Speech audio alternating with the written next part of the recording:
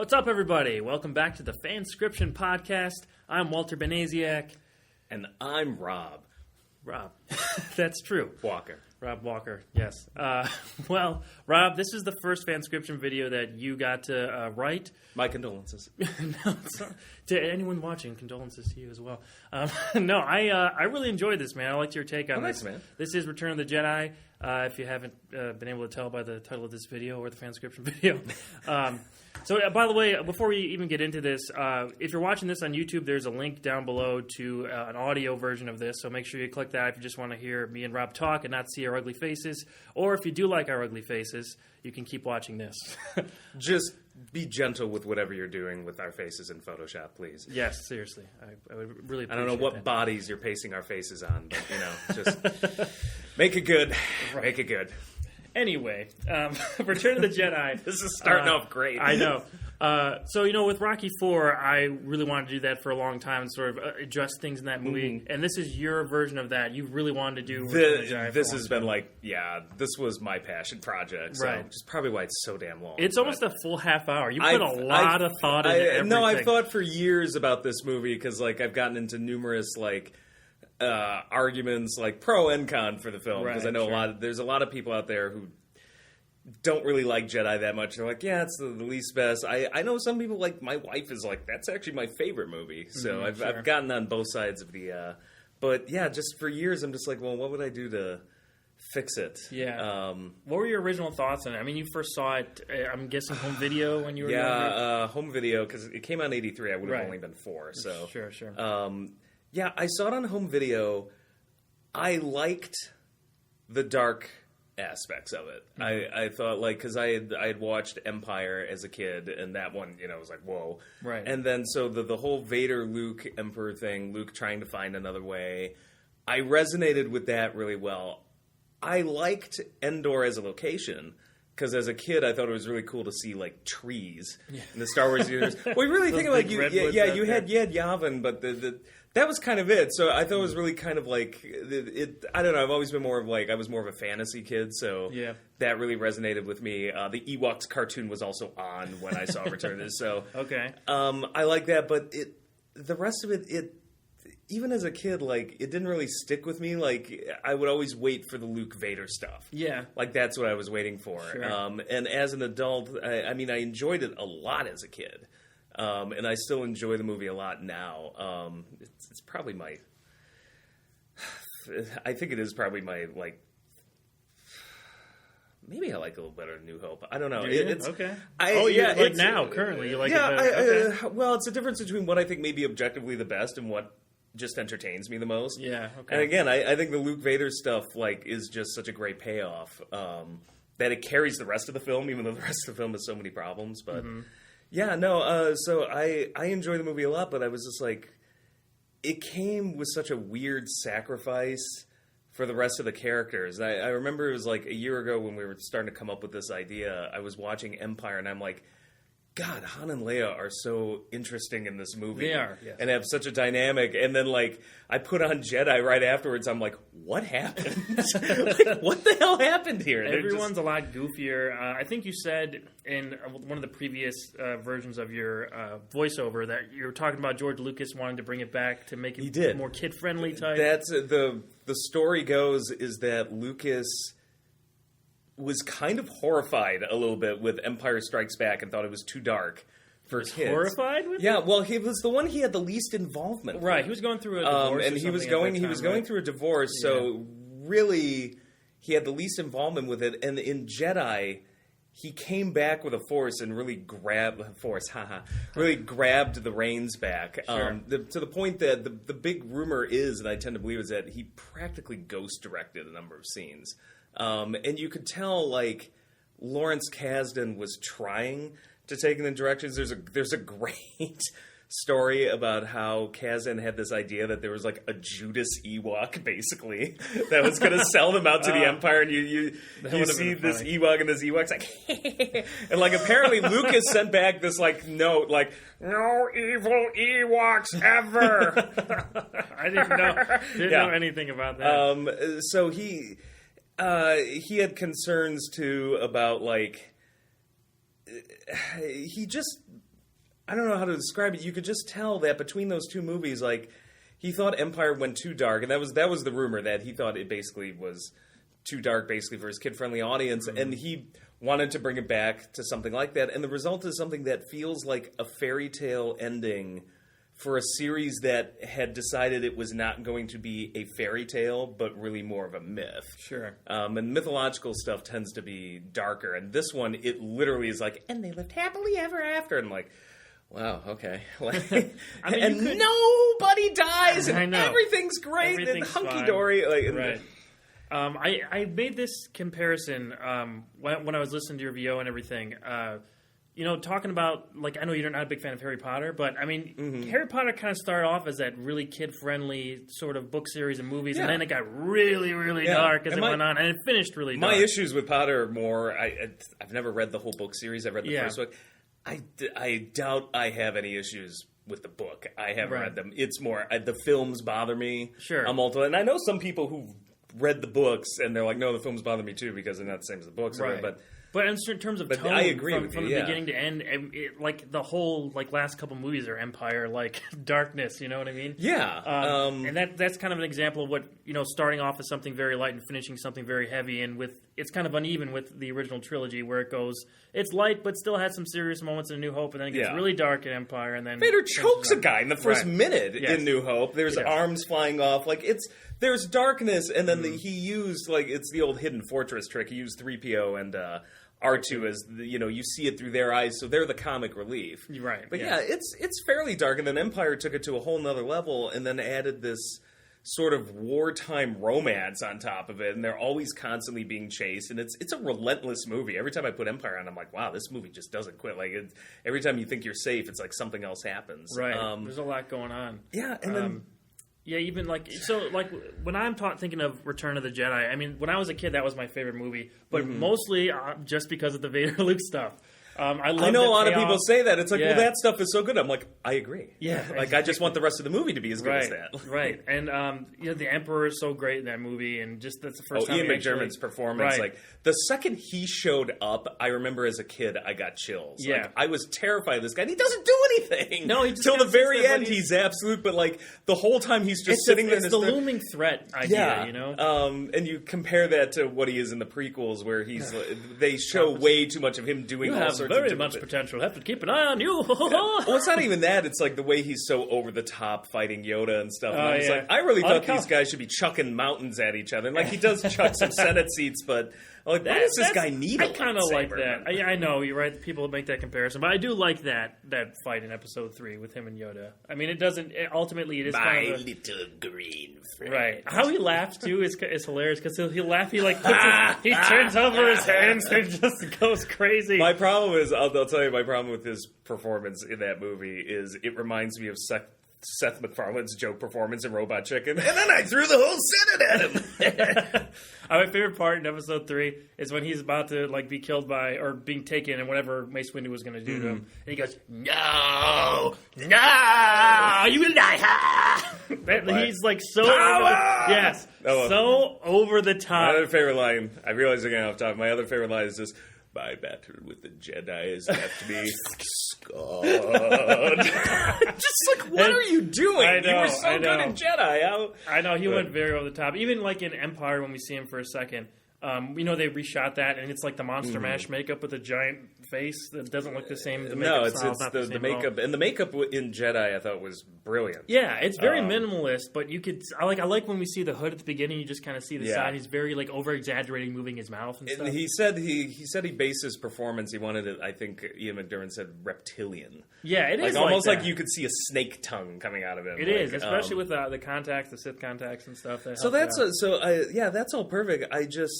There was all these random things. I started to put together a list of the problems I've always had with the movie, and then there's other things other people pointed out that didn't bother me as much. But I actually don't have a visceral hatred of the Ewoks. I know some people do. I don't hate them either, but I see the problems, and there's things that I would do to fix it.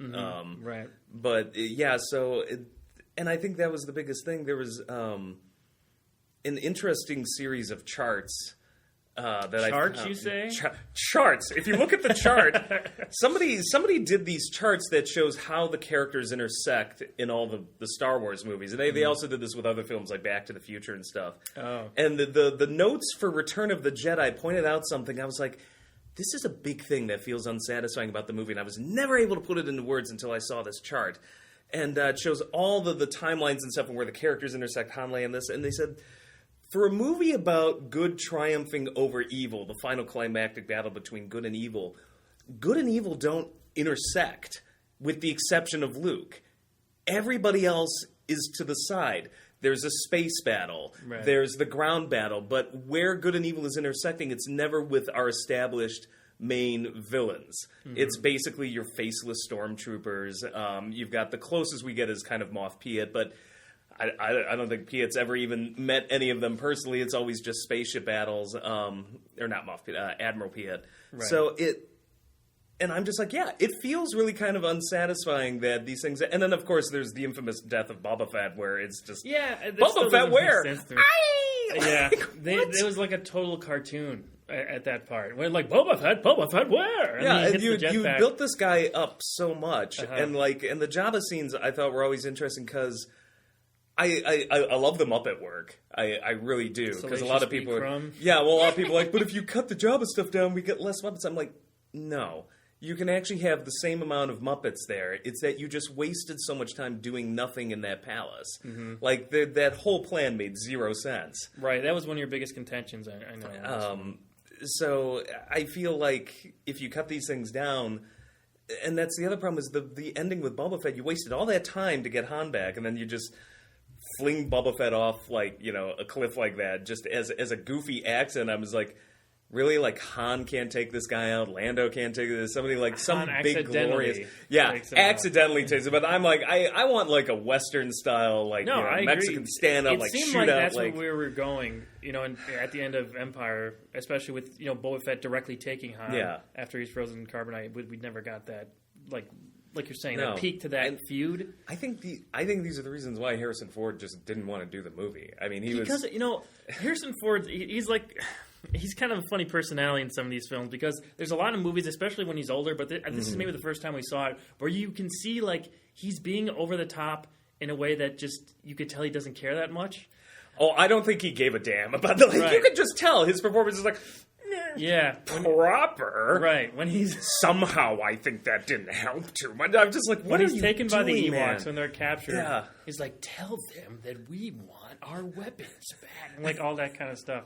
But that's that kind of a fine line with him because he can be like so charming in that like hammy way in Indiana Jones and stuff where he's being like very over the top kind of like cartoony almost. Yeah. But it fits with what's going on. In this, it was just like he I don't know if he really I think he wanted took to be there. I think he knew.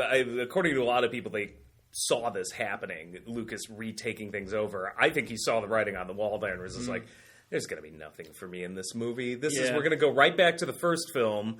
And it's the character's not going to go anywhere. And I think he's just like, kill me off. Right. Just kill me off. And that's the funny thing because everybody goes like, oh yeah, fix Return of the Jedi, kill Han Solo. And I'm like, that makes zero sense. You think for about him, it would have been okay. The problem is the people who go, well, for him it would have been fine. Right. But the people who say that, I've gotten into this argument with some people, and when they say that, they tend to be people who saw the movie not on the big screen. They tend to be either my age or younger. So basically they saw this only on home video. Like, oh yeah, no, that would have been awesome. I'm like, well, of course it would have if you're watching these three movies in a row. Imagine going from 1980 with Empire Strikes Back to 1983 and being like, all right, what's going to happen now? Oh, we just brought this guy back and then killed him. Yeah. Why would you do that? I mean, hindsight is always 20/20 on these kind of things where like things sometimes things don't make sense in the moment, but then years later it's like, oh, okay, like I kind of get it from a different perspective. Yeah, and I get why he wanted out, and he's like, yeah, go out in a blaze of glory. But I'm like, it just made, from a story perspective, the time to have done that would have been an Empire. The second you have him hauled off somewhere, I'm like, well, now you can't kill him. And you could see Kasdan just trying in the script. Like, you look at that script, and you could see all these things he's doing where he's trying to basically, like, okay, we've got to make it look like nobody's safe. Okay, I can't kill Han. let's have it make it look like Luke is going to die. So they do this whole spiel where, no, you're the only hope for the rebellion, Leia. It's all on you. And then there's never a payoff. To that whatsoever. It was just a MacGuffin. Right. Basically. That's one of the things I like most about your rewrite there was that you kind of tied Leia in way more heavily into the story and weaved her in a much more important way. So I think people should appreciate that. Because I know, we're filming this before the reaction, and they're Star Wars fans, so... Well, I know. And the title of the video is... And Star Wars fans always are agreeable. Like, they always get along with each other, so, I expect nothing but great things. Well, we'll see. I knew when I went into this, I'm like, I'll probably get crucified, but whatever. It's important to remember that not to take these things too seriously. I mean, well, I mean, this is just, it's called FanScription. We're fan-fictioning, some stuff. Absolutely. But yeah, with Leia especially, I think you definitely gave her more to do in this. And in the original movie, she doesn't really have, she gets shot in the arm, you point out. But, that's about it, I think. And there's she discovers the Ewoks, but that's the problem. That was a huge, when I was watching the movie again, I was watching with my wife, because she loves Leia in the previous two films, and she kind of agrees. She's like, she doesn't do much of it. I'm like, this is just a huge wasted opportunity where, first off, she kind of, one thing I really want to make clear is that she should decide to follow Wicket. Not just hey, where are we going? But, I would have had her leave, just ready to leave, and she looks behind and sees Wicket, and then she's like, where are you from? And, so she takes, the initiative to be like, no, something's telling me I gotta do this. And they try to... Apparently there were hints dropped. I've seen behind-the-scenes footage where Lucas is giving direction that Luke somehow knows, and Leia that instinctually to kind of go along with the Ewoks. Oh, it's a Force thing? Yeah, Luke, because there's a scene, and it was a behind-the-scenes footage. And it was very clever, and I thought, why wasn't this kind of, more played up in the movie? But, when Han's ready to shoot... Luke's like, no, Han, wait. And, behind-the-scenes footage, you can see Mark Hamill saying... So, I have this intuition that, it's going to be all right. The Force is telling me, go with these. And Lucas is like, all right, yeah, sure. And I'm just faster and more intense. Faster. We didn't have the jowls back then. So. And I'm just like, well, that's kind of brilliant. And that subtext, I think, is in there in the movie, but it's never played up enough. Right. That, no, things come together, the Force works in mysterious ways. And, yeah. But, and I would have played up the Ewoks as, being ready to go to war for a while. Yeah, I really like that. They never explain in the movie. I'm just like, were these traps to catch animals? Or were they planning this from the beginning? I like the whole cave thing that we had drawn up. Looked great. Yeah, they give them a sense of culture, cave paintings or something, and it shows their history, how they're being just decimated by the Empire. Yeah. And I would have her, I would have made Wicket... This is something I didn't mention in the video, but I was thinking I would make Wicket the son of the chief, basically. So Wicket's almost like the liaison. You can tell he's trying to communicate. You never know what the Ewoks are really saying, but oh, we can trust these people. And the chief eventually comes on board, and then they open up this front basically against the Empire. And I would have Leia show basically a map of Endor, all these Ewoks. Someone's be like, there's hundreds of these settlements, right. And the Empire is just so arrogant. They just don't give it. Who cares about these things? Because they're not expecting an attack, and it makes just more sense that okay, they could take them out even though they're technologically inferior. Which is why I didn't want to do the Wookiees, because everybody goes on about that's what would have happened. It should have been Kashyyyk and a Wookiee planet, but they're too the Wookiees. I could see that to a point where I'm like, I don't even think it's a fair fight because I'm like, they're freaking Wookiees. I'm like, oh, they could. I think they could do some major damage. I think Lucas's point, and I really enjoyed it. It's a very Tolkien kind of sentiment of no, nature the humblest of creatures. Yeah, but you have to set that up better, and you have to make them a little more threatening. Right. I like how you tied that into some of the ideas that were in the sequel trilogy, with Starkiller Base and making Endor the new version of Starkiller Base, or not new, but back then they would have made it. I just kept thinking because I looked at Starkiller Base in Force Awakens. I'm like, I get what people are saying. We got yet another one. And I'm like, man, I'll tell you, though, if they had done this in 1983 as a kid, I would have been terrified. That could have been the next logical step that would have upped the ante without feeling too repetitive. And I'll say this about Force Awakens. No matter what people think about that movie, the greatest thing it ever did was visually explain something to me that I never understood, which is like, here's Death Star 1, it's like this little ball. Here's Death Star 2, and it's like 8 times bigger. I never noticed that until you and I sat there and I'm like, what? How the hell would we have ever known that? Like, they say, well, it's bigger than the last one just in the text, but I'm like, but there's no context. And not only that, you put it next to a giant moon, so it just looks small to me. Like, yeah, no, I agree. But I think that was a real stroke of genius on your part there, Rob, to make Starkiller Base Endor and just tying that all together. You're making me all misty-eyed. But I do like the half and half. Like, half of it has not been paved over yet. So, like, the Ewoks have been oppressed for a really long time. Yeah, so this has been like decades. I like that idea. Yeah, I think I would have it like they would start. Like, this was the big project they've been working on in secret since the beginning. Right. Like, the Death Star was like that's a good plan. Their vanguard. Yeah, to tie things in. Speaking of the sequel trilogy ideas that you brought in, I mean, the title of the video, like we said, is the "What if Luke Skywalker died in Return of the Jedi?" And you kind of took that Force death that happened in Last Jedi and brought which it I into actually Return of the really Jedi. liked in Last Jedi. I didn't have a problem with any of that. I wasn't a huge fan, but that's fine. But I did think that's another one of those things where I'm like, man, what if this happened earlier in the series? Yeah. It would have made more. It definitely would have made more sense and been an actual payoff. But, I will say this. I do agree. I think his death in this trilogy should have come at the end. In a sequel trilogy. Yeah. That's what I'm saying. Yeah, like, I do agree with 9. you. But I liked the idea behind it. I kind of wish it was saved. Sure. I really would have wanted to see a big showdown with Rey and Luke versus Kylo and maybe someone else, whatever's going on in Knights of Ren. I don't know what they're doing with the last movie, but some kind of big showdown because he says, "I'll see you around, kid," and does that wink. I'm like, yes.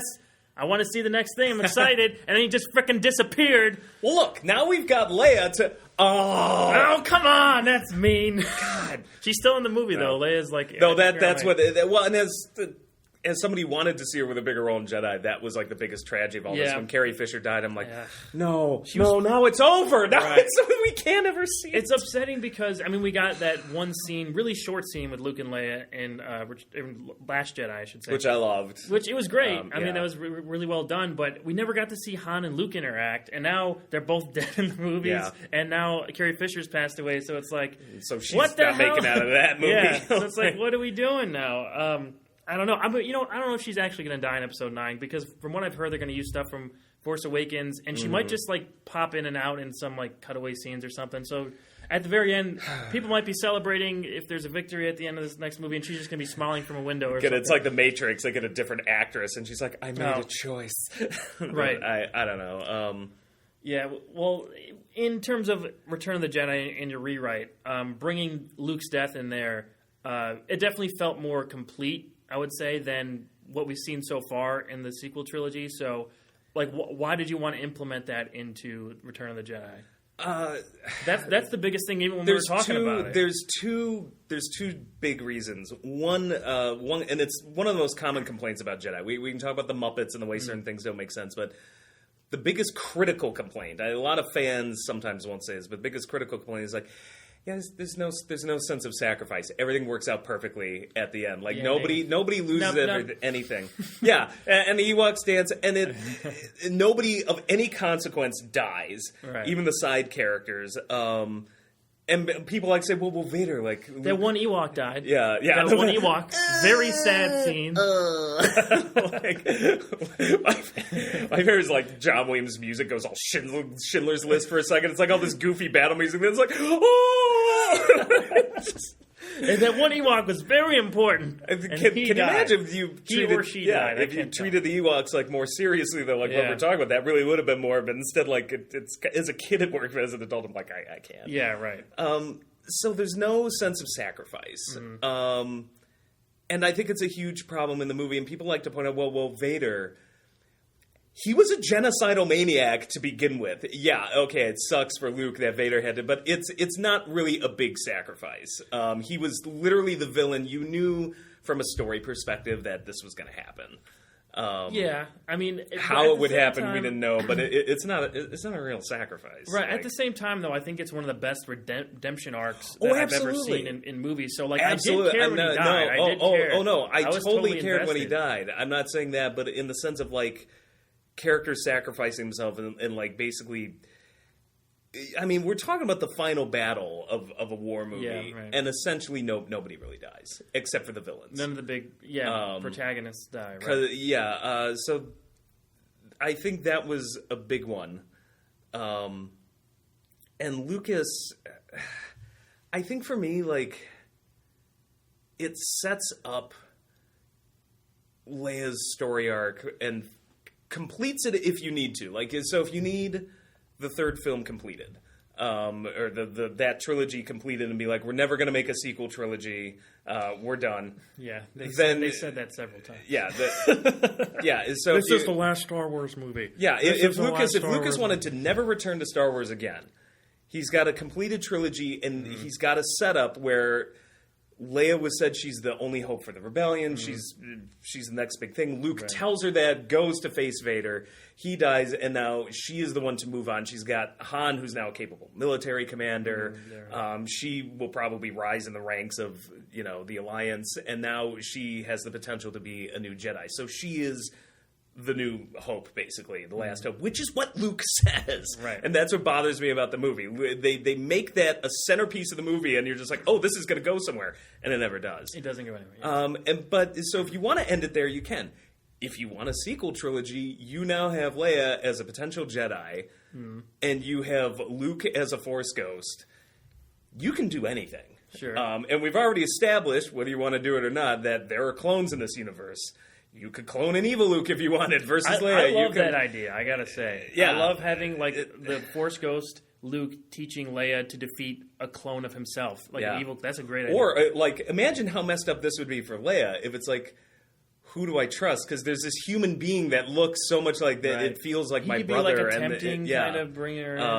It would go very Frank Herbert all of a sudden because Dune did that with their Golas, Duncan. But so there's so many routes you could go with it. So it sets up another trilogy if you need it. It completes the trilogy if you don't, with the idea that, things go on. And it feels more like a mythological ending where the hero goes out sacrificing himself so that his friends can live on and the dream can live on, and tyranny falls. And it's not a fairy tale ending. No. And that's what Jedi is. It's a fairy tale ending on something that had become way more of a myth, almost with these kind of Zen Buddhist flavors, like with Yoda and stuff. A lot of mix of that and other things. Yeah, and it doesn't, and that's why Jedi always, I think, feels off to some people like me, where it feels like too much of a sitcom-y fairy tale happy ending on something. I was like, wow, this is going a darker direction. And but I was thinking about it because I was like, okay, I know Lucas is always scared of think of the children. Oh God, if you kill off Luke, it's just too much. They'll cry. I thought about it long and hard. I'm just like, okay, put yourself back. Like you're 7 years old, Robin. You're watching this on home video. Would this have freaked you out too much? And I'm like, no, because I'm like, you lost Obi-Wan in episode 4. And if something was going to freak me out, I mean, that guy was the space wizard mentor. Like, he was you look at that movie and I'm like, he's the one that you really identified with as a kid. It's like, well, he's the authority figure. Like, he's the one who's going to bring these people there. And then he is just taken out. Turned into nothing. But the second you hear that voice, it's like, oh yeah, everything's all right. Then you see him in Empire. Oh yeah, everything's all right. You see his Force Ghost in Return of the Jedi. Oh yeah, everything's all right.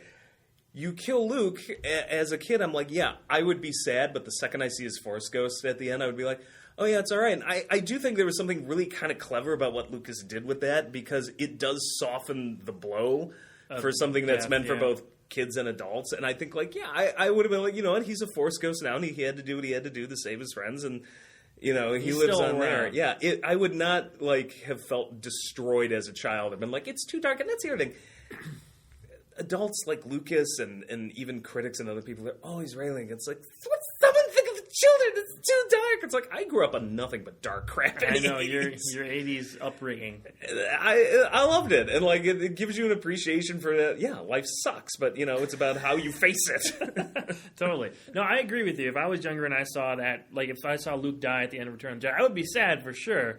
But, I mean, it would feel like it was worth it in the end because he saved everyone. And I like how you had him eject the core and size matters not and bring Yoda's words into it. It was really smart. I kept trying to, tie everything back together. And I think it was the same with Han and Leia, where I'm just like, their relationship just stops. Yeah. It's someone who loves you. I liked that play on the line in Jedi, but after that, it's just their relationship grinds to a halt. It's almost like they're just two totally different people. Well, they do have Han's a little jealous of Luke. Like one line is Luke. Yeah. Is that what you could tell? Yeah, there's that one. No, I'm sorry. Yeah, I'm a goof. That's really about it. But again, that scene goes nowhere. Right. Well, at the end, and it's only at the end when you love him, don't you? Yeah, I'm totally fine with this. I won't be in the way when you get back. I'll go with my ex-wife that apparently is in canon now from the comics. He had a wife. So. Oh, really? Yeah, look into that. He's been married before. So much Star Wars, man. I know, there's a lot out there. But yeah, I don't know, Han and Han's character altogether, I'm just like, man, this guy was literally just, I'm sure he thought he was dead. He's like, this is it. You know, he wakes up, and then that's what always drove me nuts. I'm like, wow, he and Lando patched things up really quickly. I really liked your angle on that, because no, he wouldn't have just automatically forgiven him. Not only that, but this guy's now a general. He got freaking promoted. Yeah. It was like, that's great. You just made Judas a general. I think he would be pissed, and I think that's something you have to have them slowly regain that trust to where it's Han's turn to save Lando, and at that point it's okay, everything's settled. But I think Leia and Han too, I honestly think Han's position would be, listen, I got to get out of jail free card. I have no debt. Jabba's gone. The Empire thinks I'm dead, and now you're telling me there's a giant super weapon that's probably indestructible or something coming. He's like, I think he would have made the offer to Leia and be like, no, let's go.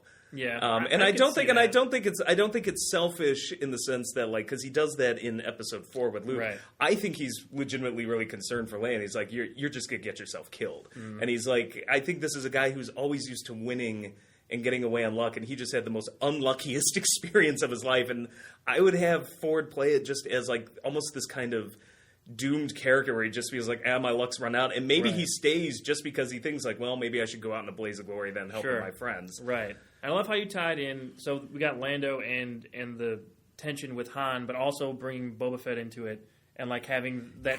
Yes, having that all tie in together was great. So we know it was one of those things where I'm just I thought for a second, I was would fans just be pissed off because why would just Boba Fett be the Emperor's lackey? I'm like, wait a second. He's not the Emperor's lackey. No, but I mean, kind of working with it. It suddenly hit me. I'm like, in Empire Strikes Back, he was he was working Vader for the Emperor there. Yeah. Well, there's this mythology of Boba Fett that's grown up about how he's the greatest thing ever. He's Jango Fett's cloned son. Yeah, obviously. But the more I thought about it, I was just like, wait. His dad was killed by the Jedi. He was working for the Empire in Empire Strikes Back. I'm like, he'd totally be on board with this. And then the second that Luke got away, I wanted that scene where Luke flings a saber or something, takes out Boba Fett's gun, and that's how that. I think at that point, for Fett, he just looks at the Falcon taking off, oh, it's on. I'm gonna get these bastards. And I think he would totally be on board. And then he's that extra kind of chaos element. Right. It's almost like the Captain Phasma role in the sequel trilogy, where there's this really cool character that people want more of and that we didn't really get more of. But I think that Gwendolyn Christie playing Captain Phasma in The Last Jedi at least had a really cool battle with Finn. When that whole place was getting taken down. At least we had that. And it was in the second movie of the trilogy, not the last one, but still. Nothing with Boba Fett. But Boba Fett, it just goes out. We didn't ever get to see him fight too much. He just it was kind of like salt in the wound just because the Jabba storyline didn't connect to anything. Yeah. Which is why I tried to put that in it's about completely separate, yeah. Yeah, how basically the rumors about a second, they're not Death Star or Star Killer base are being spread amongst the huts. Yeah, so you tie it in. Yeah. So it's smart to have through lines. Yeah, it is move forward because definitely. I thought maybe I was hyperbolizing because I said in the video, I'm like, it's a 40-minute detour with no real payoff because all you need to do is get Han back. That's the only thing. Yes. And I was just like, how was it really 40 minutes? I looked it up and I'm like, I was close. I think when you get to the Emperor arriving at the Death Star, which is after all the Jabba stuff, I think it's 37 minutes. Yeah, that's pretty close. It's pretty close. I think if there's two, there's 2 minutes. Yeah, there's a couple minutes in the beginning. Vader coming in. Yeah, but. Yeah. Oh, you're talking. It's got to be over a half hour. Yeah, it's a big act. It's basically the whole first act of the movie. Yeah, and it it just doesn't connect to anything or do anything. And I mean, I do like certain scenes from that. I do like Luke coming in because it's this re-energized version of Luke that we haven't seen before, and I like that's the one thing it does. I'll give it credit to that we've established Luke now is back and he's a badass. Yeah, you could have gotten to that so much faster. Sure. I get that. The Leia thing it still feels weird. Like slave Leia. Even back when I first watched it, I was like, when I was a kid, I was like, what? What is going on? I did not want to wade into that discussion, so I'm like, I'm not changing that, but I've always been on the side of just like, well, we were talking with Jim J. Roz. I'm like, Jim J. Roz is a guy's guy, and he's just like, what's this freaking? He's like, what's this freaking slug need with like a human woman? This makes sense. Well, the alien slave girl he had before made a little more sense. He was like, well, maybe he's attracted to those couple of lizard tails on her head. Whatever. I think it's more of a humiliation thing. If we're digging into it. I don't know, but then he brings her close. It's like, in time you will learn to love me. I'm just like, what? When I was researching this, it's just no. I was looking up behind the scenes pictures for the edit, and there's a picture of Carrie Fisher opening. She has like a towel. She's opening up the towel, and she has the slave Leia outfit on. She's looking at George Lucas like this, like, huh? And Lucas is looking at the camera, and he has his hand on her back, and he's just like looking at the camera like this.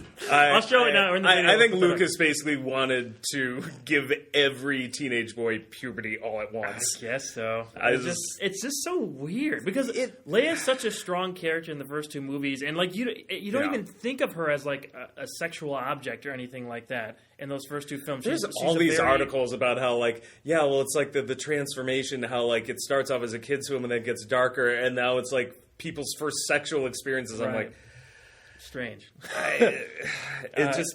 as soon as it's over, like I forget about it. If Jabba was human, it would make sense. Well, he was human. We know that. The New Hope scene is so weird. I know that they've inserted. Han, me boy, why did you shoot poor Greedo? Oh, it's freaking weird. But I mean, now that it's in there with the CG of what we know Jabba looks like, even though he's like scaled down a lot, and then when Han steps on his tail. You see that? And Han bounces it's terrible. It looks like somebody did because we can do this in like Adobe Premiere, just like drag and clicked Han as an animation, like it doesn't. That scene doesn't add anything, even though Boba Fett is in that scene at the very end, so we get to see him. I think that would have been the first time, right? Because he doesn't show up in the main series till Empire.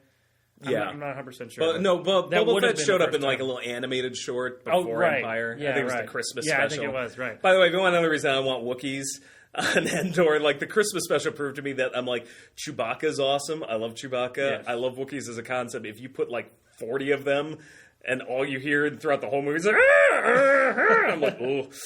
Yeah, it could have been grating on the nerves. Like the Kashyyyk scene in Revenge of the Sith, I was okay with because it wasn't the whole movie. Oh, I love how they tie in Chewbacca and just shoehorn in. Oh, no. I mean, Yoda's like, thank you, Chewbacca. Good relations with Wookiees I have. And then they look at the camera and smile. Yeah. I was waiting for Han to show up in there. This is 10-year-old Han, and this is baby Luke and Leia. I think Red Letter Media pointed that out great in their review of Revenge of the Sith. No, I don't think it's a great scene, but I mean, the idea of that many Wookiees on a planet and following them, I was okay on Kashyyyk because it wasn't the whole movie. That was like a 10-minute scene. They're doing almost the... But I'm like, but considering how much the Ewoks are in Jedi, I'm like, I don't know if I could have done Wookiees that whole time. Like, I think I would have gotten old. It's funny because it seems like Return of the Jedi has all this, like, mythology behind it in terms of what would have happened. Like, I always hear about all these behind the scenes. Oh, it would have been like this. Actually, Lawrence Kasdan and George Lucas, he went through this divorce, so he was really like down at this point, and he gave this alternate ending that would have made things incredibly dark. Like Luke. I think that's a joke. Luke turns to the dark side, and then he turns back to the light at the end of the movie, and then he like goes off like on his own and is like a hermit, kind of like Obi-Wan was in exile. Leia becomes like Mon Mothma, and Han dies, and like there's all these behind the scenes things. The story I heard about the idea was Vader dies, the Emperor's now gone, and like Luke like picks up Vader's helmet, all sad, like, and then like puts on the helmet and it's that would like, have been ridiculous. I'm the Emperor now.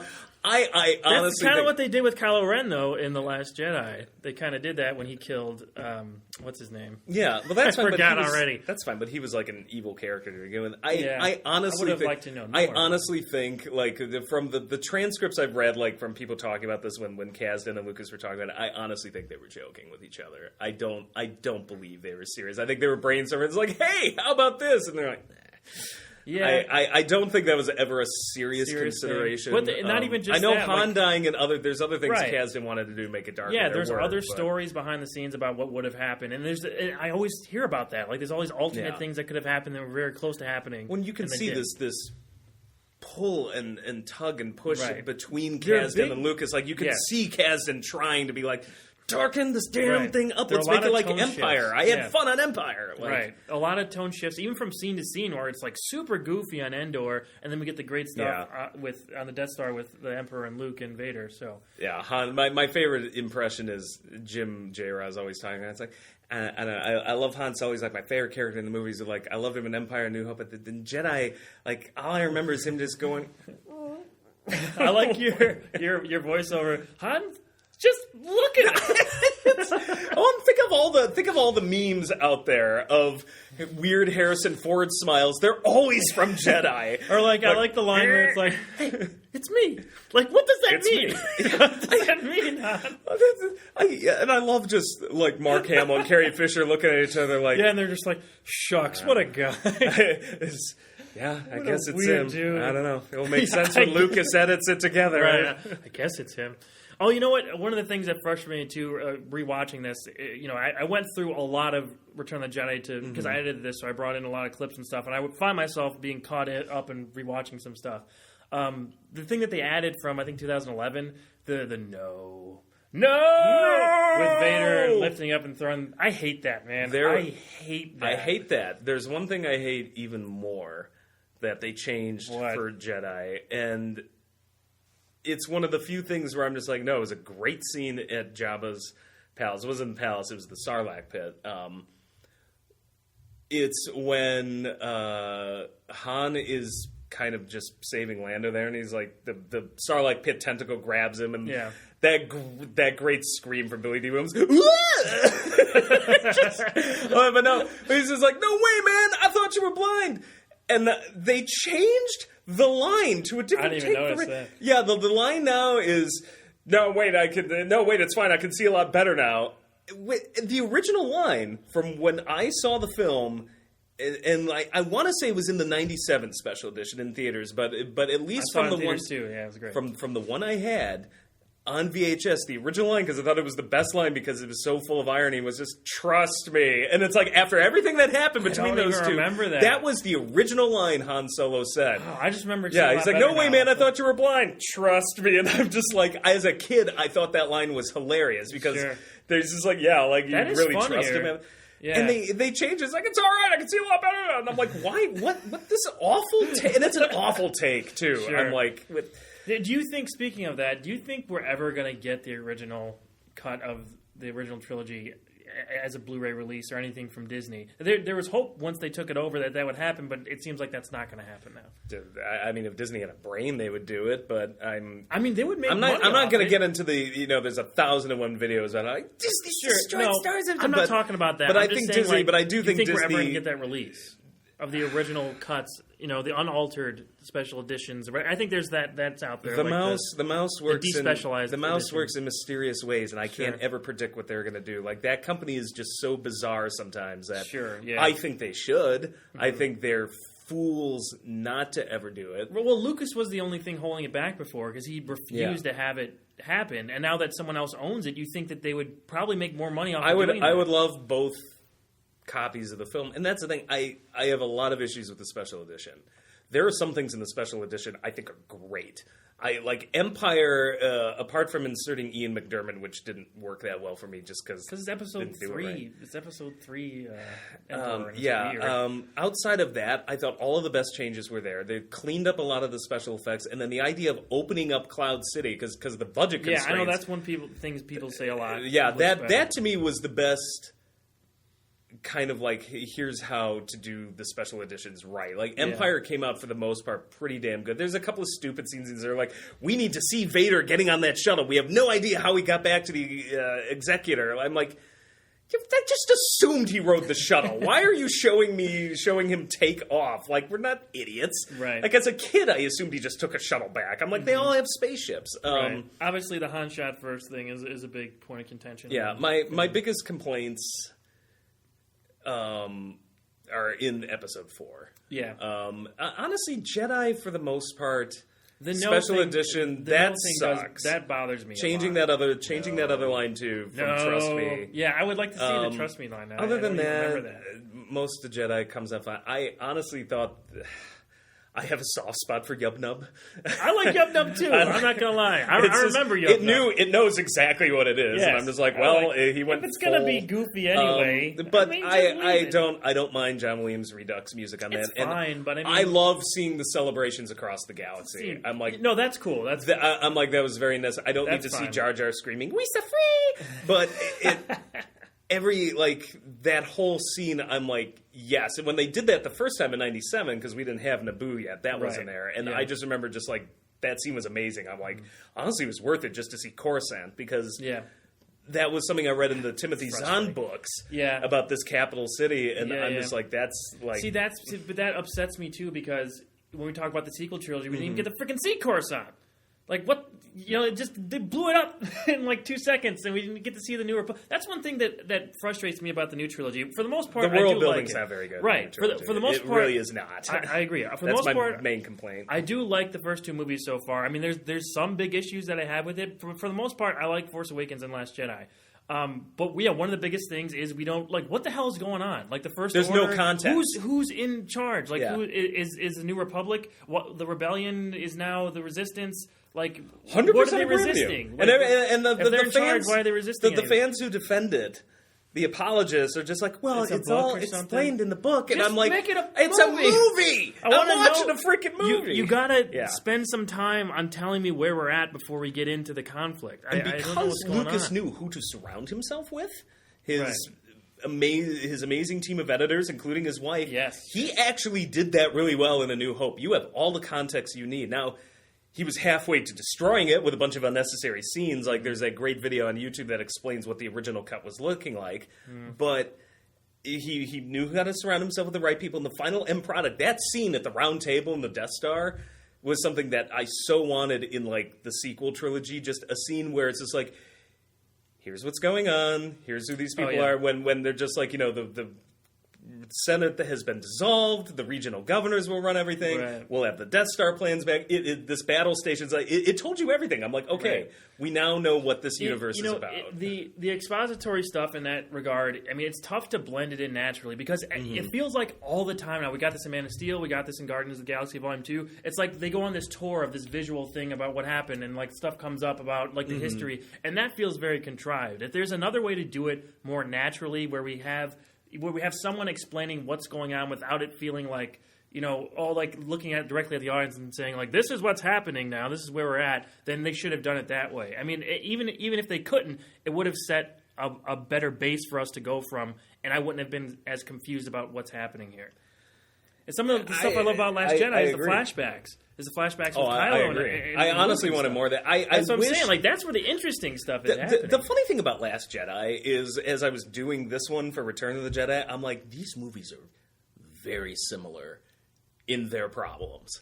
Like, I honestly think they're... Return of the Jedi and Last Jedi? Yeah, I think the Ewoks doesn't really carry over unless you want to consider the Porgs an Ewok replacement. But well, kind of. Kind of maybe. But, I mean, they play no real purpose in the plot. Right, the Ewoks just brought down the Empire. But when you look at, like, the main problems... I really love Last Jedi, but Last Jedi to me is like Return of the Jedi, where the things that carried it for me was all around one group of people. And it was Kylo Ren, it was Rey, and it was Luke. Leia to a small extent near the end. Yeah. But that carries the rest of the movie for me through what is a bunch of side characters not really connecting well, nothing. It's really just kind of messy. And I'm like, this is exactly like Return of the Jedi, where it's like this one thing, at least for my opinion, was really solid and carries the rest of the movie, but all the side characters suffer for it. Like, they don't know what to do with these characters. it's kind of goofy and all over the place. They seem kind of inconsistent from where they were in the first movie. Yeah, right. So yeah, I think they're actually very similar, which is one of the reasons I know the hatred for Last Jedi is so just like the end of Star Wars. Oh my god! But I'm not on board with that. There's so many things I like about it, but yeah, it's and that's how I feel about Return of the Jedi, where it's like some people don't like it. I'm just like, no, I still love this movie, but yeah, it's a lot of problems. I never even would have considered changing Return of the Jedi because it's like I just never would have thought of it because I grew up with that and stuff, and it wasn't as big of a glaring problem for me like Rocky IV was with like Apollo dying. This was just I kind of always just accepted Star Wars as it was, the original movies.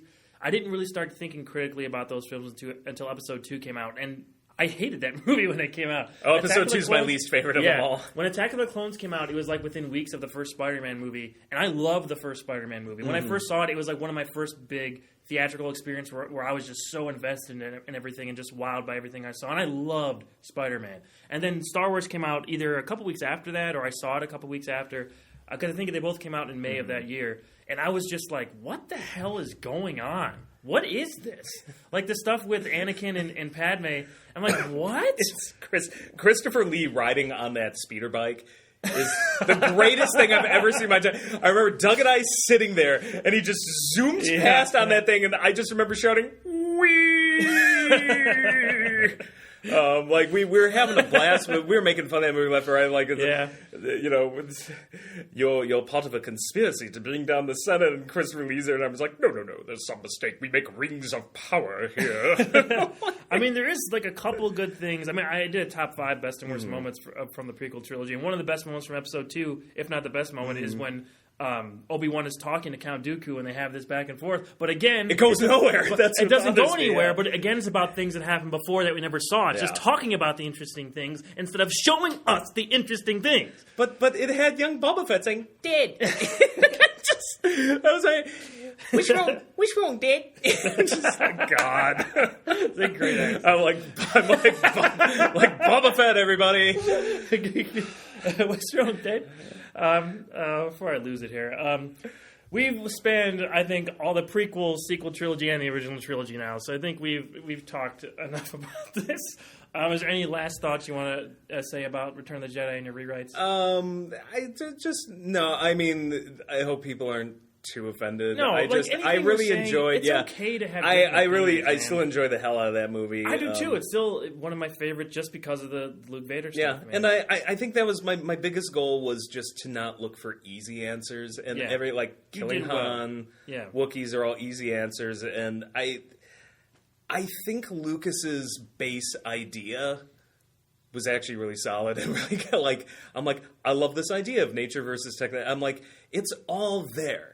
It's just in the execution. Right. And I think you could tell Lucas's heart was with Luke's story. And that's cool. Like, there's not much outside of Luke sacrificing himself that I would change. I don't think I brought up anything. I was like, apart from Boba Fett stamping out, I'm like, that just goes as is because it's perfect. Right. The Mon Mothma thing, I know you gave as an alternative, too. That would be another way to do it. If you really don't want to kill Luke off, then you have to kill the moth. Like a moth to the flame. You have to kill Mon Mothma so that Leia then becomes the new head of the rebellion. Sure. Which pays off Luke's whole speech about you're the only hope for the rebellion. So that there's just something there because it's just such a glaring MacGuffin, and it drives me a little more nuts every time I see that conversation. I'm like, and you did nothing with it. Right. Mon Mothma, growing up watching these movies, like, I just thought she was like the weird lady. I didn't know who she was or what was going on. I always loved her. Like as a kid, I loved her in Return of the Jedi because she's so weird. Her delivery is so her delivery is odd, cryptic, and British. Many orphans die. But how she looks. The Emperor has made a critical error. You know who she reminds me of? Has come. She her voice and cadence almost reminds me of Princess Mombi from Return to Oz. Yeah, she kind of reminds me of that. I'll tell you what I like about Mon Mothma, and it was something that I figured out even as a kid, like instinctually, I just knew exactly what they were doing. She's the exact opposite of the Emperor. No personality. I'm just saying, it's male. It's male, female, sure. Black, white, and then they both have this similar sort of like stilted kind of presence. Like they both feel otherworldly. Like you're right, she's like a ghost, and they're both like ghosts. But I mean, Emperor is so entertaining to watch. Even when I think he's more. I am defenseless. No, no. When he's just like and he's like massaging. You want this, don't you?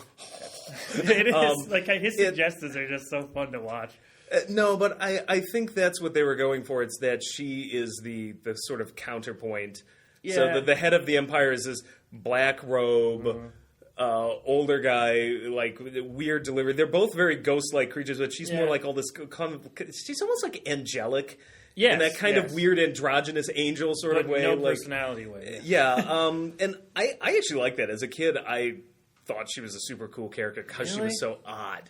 I was just like, who is the second she walked out, I'm just like, that's got to be the most important person. If they had any balls, they would have made Admiral Akbar the leader of the rebellion, and that would have been much more entertaining. And everything would have been a trap.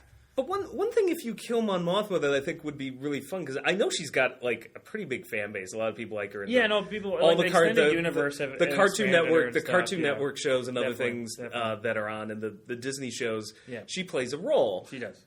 But how much?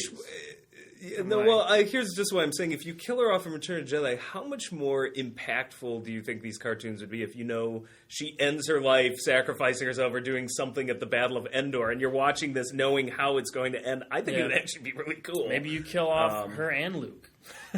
Wow, this is just a killing spree. I mean, no one. The only thing that bothered me is like, as I was saying, like kill my Mothma. I'm just like, yeah, but then Admiral Akbar is on that ship too. Damn. Just put it on a different ship. Yeah. No, I also a little I didn't have a upset. solid plan for how to do it because I was like, it wasn't my first choice. I was a tiny bit upset about how they did Admiral Akbar in Last Jedi too. He just died, getting sucked out into space and stuff.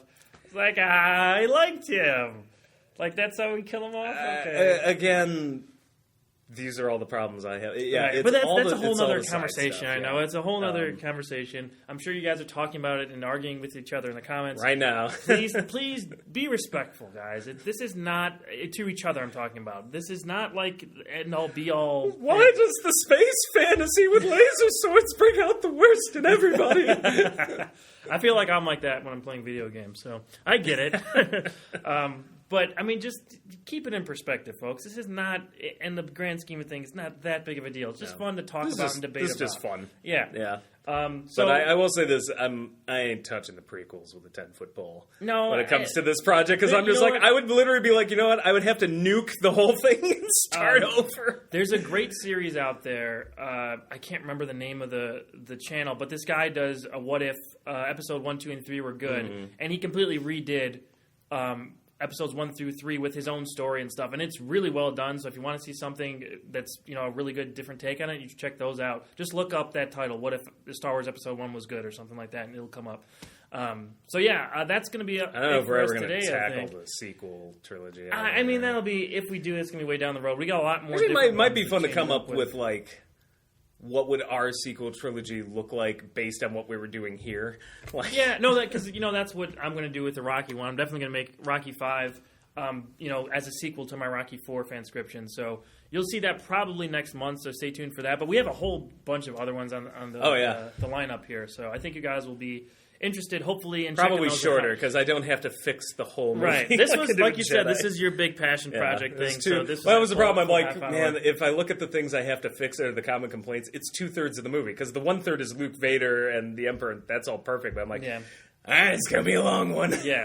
Totally understandable. So we'll be back here very soon. We'll have a podcast going along with next month's video and so forth going on for the rest of the year. What is next month's video? Because it's yours again. Probably going to be the Rocky 5 video, like I said. So it'll be, basing off the stuff that I did with the Rocky 4 fanscription and continuing that on. Probably bringing Adonis Creed into the situation and seeing how he interacts with his illegitimate, or his father, his illegitimate son, how Apollo's going to interact with him, and how that affects, Rocky's situation. And we'll get into all that. I don't want to give it away, but I have it all written out. I was waiting to see Glass the other day at this theater, and I was just writing everything down.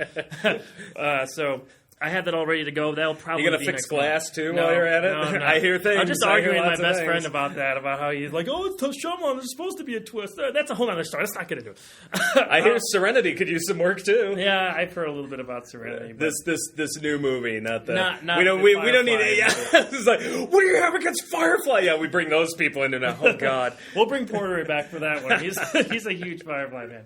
I like Firefly too. Yeah, a lot of people like Firefly. So yeah, we'll be back here next month with a new video. Thank you guys very much for watching and or listening to this. Make sure you go ahead and check out our past FanScription video. We have the Rocky 4 one up. What if Apollo Creed didn't die in Rocky 4? And That's right. What if he didn't die? And what if Luke did die? But yes, we have the. What if Luke death Skywalker death was is very in prominent. Rocky and he died? What if Luke And Skywalker Rocky- was in Rocky 4? And Apollo Creed was Lando in Return of the Jedi, and he didn't die. You're mixing things up way too much here. Anyway, we'll be back very soon with a new video and a new podcast in February. So keep an eye out and an ear out for that. And we'll talk to you guys later. Rob, thank you for joining me here no today. problem. Yeah. It was fun. All right, see you guys later. May the force be with you, I guess. Yeah. May the Schwartz be with you.